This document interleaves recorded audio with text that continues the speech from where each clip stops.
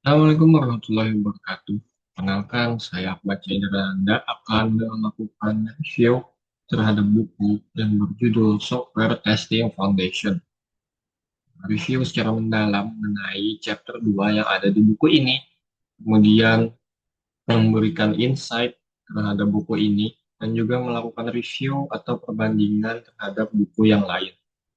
Chapter 2 sendiri membahas basic-basic dalam software testing. Software sebelum diluncurkan atau dibuat, kita harus tahu kelayakannya terlebih dahulu. Software yang buruk akan memakan biaya waktu dan uang yang tinggi. Akibatnya dapat menghancurkan reputasi perusahaan itu sendiri. Agar software yang dibangun tidak sia-sia, maka kita harus melakukan tahapan planning atau perencanaan yang sangat matang sebelum software tersebut dibuat. Dengan blueprint, contohnya blueprint atau dokumen awal dalam pembuatan di tahap awal akan jauh lebih murah dibandingkan dengan memperbaiki kerusakan yang akan terjadi di masa depan jika kita tidak planning secara matang di awal. Penulis sendiri membilang dengan kalimat extremely important dalam mengecek kualitas dari software yang ingin dibangun, yaitu di tahapan awal pembuatan softwarenya. Strategi kunci yang disebutkan dalam report The Cost of Software in US, yaitu eh, negara sebagai perusahaan-perusahaan software yang terkemuka, menjelaskan hal yang sama seperti yang ada di buku ini. Ketika membuat software, kita harus sedini mungkin mencegah dan menemukan masalah-masalah sebelum software tersebut dibuat, agar nantinya biaya-biaya yang akan datang, yaitu seperti biaya memperbaiki atau membuat ulang kodenya, tidak akan eh, rugi berkali-kali lipat atau tidak akan membuat kita mengeluarkan biaya yang tinggi.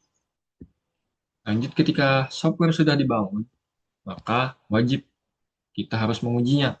Apakah software tersebut layak dan poin pentingnya adalah apakah berguna bagi para pengguna yang memakainya.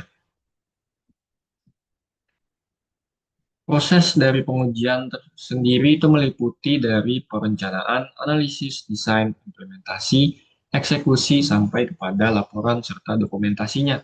Semua proses ini menurut buku itu juga harus dilakukan pengujian, seperti yang dibilang oleh penulis. Karena setiap proses ini harus dilakukan pengujian untuk memastikan software yang kita buat itu layak. Masuk ke dalam tahapan implementasi, yaitu kode yang ditulis oleh programmer dalam membangun software. Programmer sendiri memiliki tugas dalam menulis kode. Namun, eh, dalam proses ini, programmer harus berhati-hati dengan kecenderungan psikologis yang bernama bias konfirmasi. Bias konfirmasi sendiri itu sering dialami oleh para programmer dalam menulis kodenya. Ketika mereka bertemu dengan tester, dan tester menemukan bug atau kesalahan atau kecacatan yang ada di dalam kode kita, programmer jika mengetahui adanya bug atau kecacatan tersebut, mereka cenderung akan menyangkalnya karena mereka merasa bahwa apa yang mereka tulis di dalam kode tersebut sudah benar. Berbeda dengan apa yang dilihat oleh tester. Tester melihat sebaliknya. Tester melihat adanya bug, adanya kesalahan, adanya kecacatan dalam kode tersebut. Itulah yang disebutkan oleh bias konfirmasi.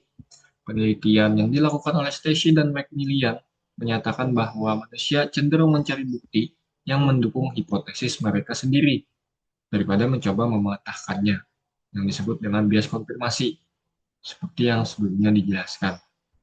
Testing dalam software sendiri itu tidak hanya menguji aplikasi saja. Testing juga mencakup keseluruhan alur pembuatan aplikasi, seperti yang sebelumnya dari tahapan analisis, perencanaan, desain, testing, serta implementasinya. Jadi, testing itu setara pentingnya terhadap life cycle pembangunan software itu sendiri. Kemudian kita lanjut ke double V, yaitu verifikasi dan validasi. Dua kata yang memiliki kemiripan, tetapi berbeda jauh dalam konteks pengujian software. Verifikasi sendiri kita itu melakukan pengecekan apakah aplikasi kita memenuhi tujuan dan persyaratan yang telah ditentukan. Sedangkan validasi, uh, dengan validasi kita akan bertanya apakah produk yang kita buat itu bekerja dengan benar, tidak hanya tidak hanya berhasil dibuat saja. Kemudian kita masuk ke dalam terminologi yang bernama bug. Bug sendiri eh, itu sering terjadi pada aplikasi kita. Namun, tidak semua kesalahan yang terjadi di dalam aplikasi kita itu disebut sebagai bug. Ketika kita melakukan pengujian dan hasil pengujian tersebut tidak sesuai ekspektasi, bukan berarti itu adalah sebuah kegagalan. Kemudian kita lanjut ke dalam debugging, yang dijelaskan dalam buku ini merupakan proses dalam menemukan dan mengoreksi kecacatan yang ada di dalam kode yang ditulis oleh programmer itu sendiri. Testing untuk menguji aplikasinya, sedangkan debugging itu dilakukan oleh programmer itu sendiri untuk mengecek atau mengidentifikasi kesalahan yang ada di dalam kode yang mereka tulis. Kita masuk ke dalam terminologi seperti error, fault. Fault sendiri dalam aplikasi itu adalah mirip seperti ranjau. Ketika kita men-triggernya, maka akan ada masalah yang akan terjadi. Dan maka dari itu kita harus menguji dan mengecek kembali menggunakan persyaratan yang sama untuk memastikan bahwa fault tersebut benar-benar diatasi, bahwa tidak ada lagi ranjau di dalam kode kita. Testing sendiri membutuhkan effort yang besar, dan effort tersebut bergantung kepada besar atau kecilnya sebuah proyek yang kita bangun. Masuk ke dalam tahap inti pengujian yang dibahas di dalam buku ini, yaitu 7 prinsip dasar pengujian. 7 prinsip ini saya jelaskan dengan bahasa yang mudah dipahami. Yang pertama, pengujian itu hanya membuktikan adanya bug. Pengujian menemukan bug, bukan berarti ketika kita berhasil menemukan bug tersebut dan kita berhasil mengatasinya, bukan berarti aplikasi kita 100% bebas dari bug. Kemudian prinsip yang kedua, we cannot put 100% of our effort to testing. Kita tidak bisa mengeluarkan 100% effort kita dalam testing saja, karena sangat berisiko. Kemudian prinsip yang ketiga, mulai testing sedini mungkin untuk menghemat waktu dan biaya. Dan nomor 4, prinsip analoginya seperti prinsip Pareto, 80% masalah yang terjadi dalam aplikasi kita justru muncul dari 20% modul atau kode di dalam aplikasi kita. Dan prinsip kelima, jangan melakukan testing yang sama berulang kali karena setiap testing harus selalu diperbarui. Nomor 6, penerapan testing bergantung terhadap environment atau konteksnya. Aplikasi tersebut dibuat untuk siapa, tujuannya apa, untuk menyelesaikan masalah apa, dan sebagainya. Kemudian prinsip yang terakhir nomor 7, menemukan semua bug yang ada di aplikasi kita tidak akan berguna.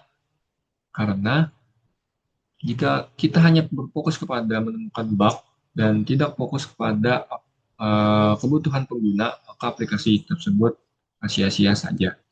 Insight yang saya dapatkan dari buku ini adalah jika tidak membaca buku ini, saya tidak akan tahu ada terminologi selain dari bug. Karena saya menganggap bahwa semua kesalahan yang terjadi di dalam kode aplikasi kita, error atau segala macamnya itu disebut antara error atau bug. Dan ternyata ada fault, error, failure yang penjelasannya berbeda. Dan jika error atau cacat ditemukan saat tahapan pengujian, maka berusaha belajar lebih dalam mengenai apa yang kita dapatkan dari pengujian tersebut itu sangatlah berguna untuk tujuan mitigasi dan mencegah hal yang serupa mungkin akan terjadi. Manfaat dari membaca buku ini adalah pengujian bukan hanya mengenai klik-klik saja apakah fitur ini berhasil, apakah fitur ini sesuai, namun eh, dalam testing sendiri kita merancang strategi pengujian yang mendalam. Apakah tujuan dari aplikasi yang kita buat ini terpenuhi, apakah memenuhi keinginan pengguna, apakah aplikasinya layak untuk digunakan, layak dalam jangka panjang. Dan juga ini yang ingin saya highlight yaitu penulisan buku ini unik, lumayan unik karena dalam awalan paragrafnya itu mereka si penulis itu memberikan poin-poin awal terlebih dahulu sebelum masuk ke paragraf secara mendalam. Kemudian saya ingin membandingkan buku ini terhadap buku Agile Testing. Buku ini sendiri, yaitu buku SFT, memiliki penjelasan yang formal dan juga ringan, cocok sekali untuk pemula atau mereka yang ingin belajar awal-awal untuk mengenai pengujian dan penjaminan perangkat lunak. Sedangkan buku Agile Testing, penjelasannya itu lebih ringan dan juga lebih fleksibel.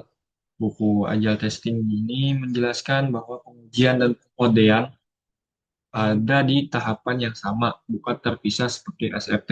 SFT memisahkannya. Programmer fokus kepada menulis kode dan debugging, sedangkan tester melakukan pengujian terhadap kode yang ditulis. Sedangkan pada buku Agile Testing, kedua peran tersebut dilakukan secara bersamaan. Kelebihan dan kekurangan dari buku ini sendiri, kelebihan buku STF, itu memberikan fondasi yang kuat untuk kita belajar mengenai pengujian untuk software karena pembahasannya mendalam dan konsep-konsepnya juga baik. Namun kekurangannya itu bukunya itu terlalu formal dan pembahasannya mungkin terlalu berat jika kita tidak melakukan pencarian apa arti dari terminologi yang disebutkan atau penjelasan yang dibawakan. Lalu kekurangannya juga tidak memberikan contoh-contoh yang banyak dari dunia nyata sendiri, seperti bagaimana contoh kodenya, bagaimana studi kasusnya lebih banyak, dan sebagainya.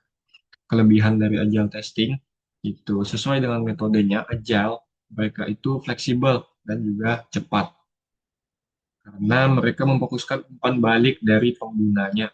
Mereka membuat aplikasi, mereka mengirimkan kepada penggunanya, penggunanya memberikan umpan balik, dan mereka berulang membuatnya kembali, dan proses ini berulang-ulang. Kekurangannya, karena sifatnya yang fleksibel dan cepat, maka proses pengujian itu bisa kacau karena spesifikasi dan persyaratan yang tidak terlalu strict, tidak terlalu ketat, karena mereka memfokuskan kepada kepada umpan balik yang diterima dari pengguna sebelum membuat aplikasi itu lagi. Mungkin sekian, terima kasih.